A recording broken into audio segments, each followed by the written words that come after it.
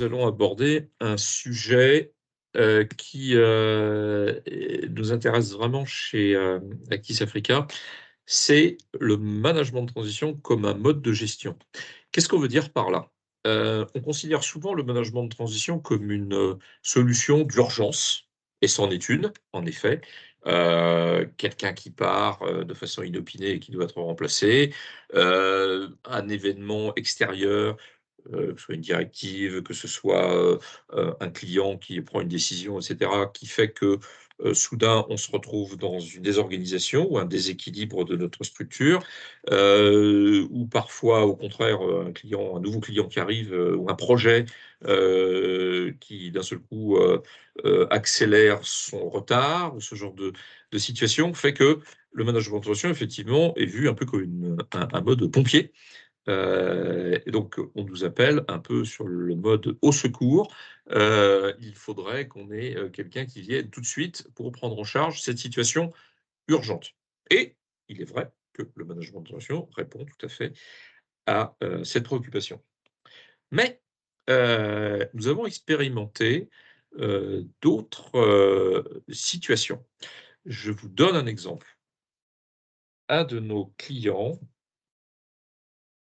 tous les ans, en fin d'année, au moment où il fait son budget, regarde son entreprise et il regarde toutes les fonctions, les grandes fonctions. Il regarde la direction générale, la direction des ressources humaines, la direction commerciale, la direction de production, la supply chain, les achats. Enfin, je ne vais pas vous faire la liste de toutes les fonctions clés de l'entreprise, mais il regarde toutes ces fonctions et il cherche celle qui a le moins performé de l'année.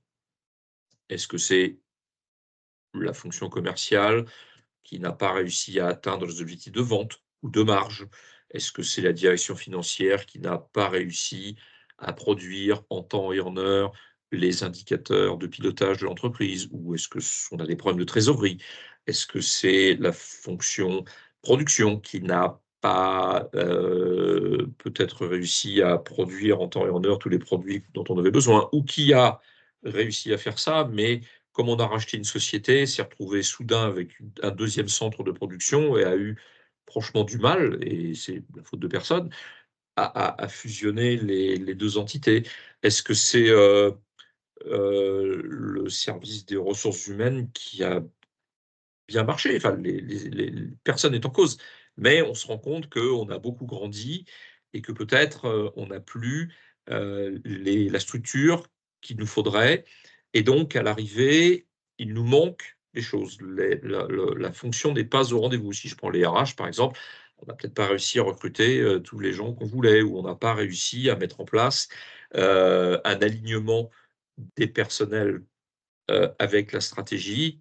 Pour être clair, on n'a pas réussi à mettre en place un plan de formation, on n'a pas réussi à mettre en place, on n'a pas eu le temps, ou on n'a pas fait du tout les entretiens annuels, les évaluations.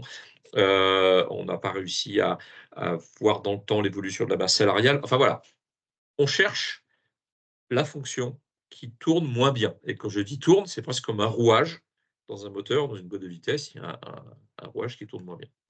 Et cette société, ayant identifié le rouage, la fonction qui a le moins bien performé, sur l'année qui vient de s'écouler, inscrit dans son budget une ligne management de transition. Écrit management de transition, mais un certain montant, et nous appelle et nous dit: «Cette année, c'est la fonction achat qui n'a pas très bien performé. On a fait 2 recrutements, ils n'ont pas donné, et cetera». Alors, on n'est pas en danger, on n'est pas en urgence, ça fonctionne quand même, mais ça ne fonctionne pas au niveau de performance attendu. On n'est pas dans l'excellence, et ça va pas. Et donc, s'il vous plaît, Actis Africa, vous venez, début d'année, et vous menez une mission de management de transition. Une année, c'était sur les achats. Une année auparavant, c'était sur la supply chain. Une année encore auparavant, c'était une des usines du groupe qui n'arrivait pas à performer. Ce qui fait que tous les ans, cette société nous appelle et nous dit: «En mode de gestion, j'ai besoin de management de transition».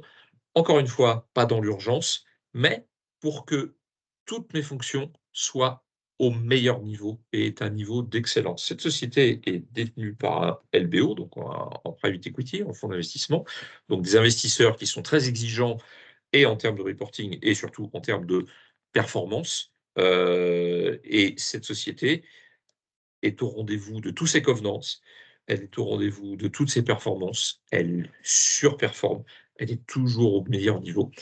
Une année, son tour de table a changé, donc les fonds d'investissement qui étaient au board y étaient depuis trop longtemps, donc ils ont décidé de céder. Je vous assure que c'était la foire d'empoigne pour les fonds d'investissement pour prendre des participations dans cette société, parce que cette société garantissait, entre autres par le management de transition, qu'elle était toujours au plus haut de sa performance et qu'il y avait une garantie, alors c'est pas une garantie juridique, mais enfin, il y avait des meilleures chances que cette société soit fiable, soit constante dans ses résultats. Et donc la société, certes, investit tous les ans, c'est un investissement dans le management de transition, mais grâce à cela, elle performe, voire surperforme. Et il n'y a rien de tel pour une entreprise que d'être au rendez-vous de ses objectifs. Et il n'y a rien de tel pour des investisseurs, pour des stakeholders, pour des fournisseurs, pour des clients, que d'avoir une société qui dit ce qu'elle fait et qui fait ce qu'elle dit. Le pire, c'est... Alors, le moins bien, c'est de surperformer au-delà de ce qu'on avait prévu. C'est bien, mais on n'a pas exactement fait ce qu'on voulait. Et le pire, c'est quand on n'a pas atteint les résultats et qu'on est franchement en dessous, sans qu'il y ait péril dans la demeure, sans qu'il y ait de danger, sans qu'il y ait d'urgence. C'est ça la différence avec le management de transition pompier, où là, il faut vraiment y aller, parce que sinon, on va perdre fortement, on ne va pas être organisé, on va perdre pied, on va perdre des gens, on va perdre des clients, on va perdre des fournisseurs. Donc là, il faut vraiment agir en urgence. Quelque part, il y a le feu, donc tout le monde sur le pont. Non, là, ça tourne, mais ça pourrait franchement tourner mieux. Et donc, le management de transition, c'est un investissement.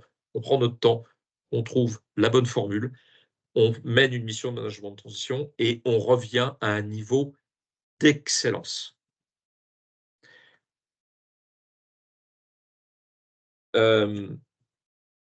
Ça, on le trouve sur des missions de transformation où on sait bien que l'on doit transformer notre organisation de façon à être plus efficace pour répondre, par exemple, à une nouvelle donne de marché. Ça correspond également à une organisation suite à un changement de périmètre. On a racheté une société ou on a vendu peut-être une activité qui n'était plus core business. Mais dans tous les cas, il faut s'organiser. Il n'y a pas péril dans la demeure. On peut le faire en interne. On peut aussi se dire qu'on se donne les meilleures chances d'y arriver vite et fort. Et donc, on fait appel au management de transition. Ça demande un investissement, mais le retour sur investissement est toujours supérieur à l'investissement que l'on a réalisé dans cette perspective. Voilà, donc ce qui serait intéressant pour vos sociétés, c'est de vous poser la question à chaque fois, quelle est la fonction, quel est le rouage, quel est le maillon faible? Alors, ça peut être quelque chose qui ne fonctionne pas, ou ça peut être quelque chose qui, du fait d'une forte progression, du fait de bonnes nouvelles, de nouveaux clients, de nouveaux marchés, de nouveaux produits, fait qu'on était bon, mais d'un seul coup, il y a beaucoup plus de produits, plus de marchés, plus de clients, et on n'est plus bon parce qu'on n'est plus assez organisé. Et on vient de finir une mission à Abidjan où la société marche très bien, elle marche tellement bien qu'elle a quasiment multiplié son chiffre d'affaires par 10 en plusieurs années. Et l'organisation commerciale qui fonctionnait il y a plusieurs années, qui était calée sur un niveau de business, eh bien, elle n'a pas changé. Mais le chiffre d'affaires, lui, a multiplié par 10. Donc, on n'est plus du tout organisé. Et donc, le client a compris ça et nous a appelé en disant, il n'y a pas d'urgence, on marche très bien, on fait un très bon chiffre d'affaires, mais il y a un moment, ça va peut-être plafonner. Et en tout cas, on est très mal organisé et on voit bien en interne qu'on n'atteint pas le niveau d'excellence que l'on voudrait en commercial. Venez. Et donc, nous avons fait une mission qui a duré 7 mois où on a pris la direction commerciale et clairement la direction des ventes de la société pour l'amener à un niveau de performance attendu. Aujourd'hui, cette société a un service commercial, un service des ventes qui est digne du niveau de chiffre d'affaires que cette société réalise. Et tout ce qu'on espère, c'est que dans 5 ans, ils nous rappellent en nous disant: «On a encore tellement progressé qu'on a encore besoin de vous pour encore passer à l'étape suivante». Donc tous ces éléments de transformation, hors urgence, mais dans une recherche d'excellence, c'est ça que l'on appelle le management de transition, mode de gestion. Faites le travail chez vous, regardez votre entreprise comme un collier, autant de maillons, ou comme une boîte de vitesse, autant d'engrenages. Moi, je préfère le collier parce que la boîte de vitesse, je ne suis pas ingénieur, donc j'ai un peu plus de mal. Mais regardez comme un collier, cherchez le maillon qui est un peu plus faible, sans qu'il soit dans une situation dangereuse ou à risque, mais simplement ne performe pas suffisamment. Et faisons le calcul ensemble sur un ROI, combien ça coûterait et qu'est-ce que ça rapporterait d'être au niveau d'excellence sur cette fonction. Voilà, j'espère que nous avons fait découvrir une approche un petit peu différente que l'on a du management de transition. L'idée étant de faire rentrer le management de transition comme une habitude, de même que l'on fait appel régulièrement à des consultants, de même que l'on fait appel régulièrement à des entreprises de recrutement ou de chasse, de même qu'on fait appel régulièrement à des entreprises de services numériques pour son informatique, et bien de même, on pourrait se dire qu'on fait appel en permanence à un cabinet de management de transition pour améliorer la performance opérationnelle vers l'excellence.